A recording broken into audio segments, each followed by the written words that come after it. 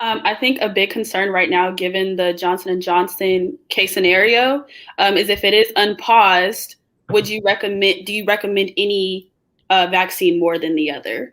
And what would you recommend if that is unpaused from the CDC? Would you recommend that patients get that, or would you recommend they ask for a different vaccine?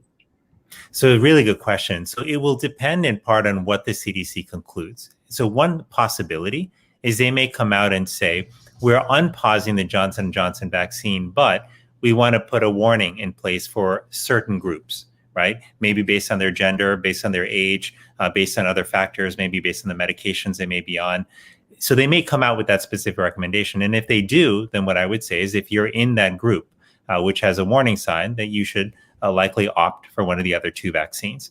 But they also may come out and say that they have looked at the cases that are there, and again, they think the vast majority of people would be okay using the Johnson & Johnson vaccine, in which case any of the three options you have available to you would work.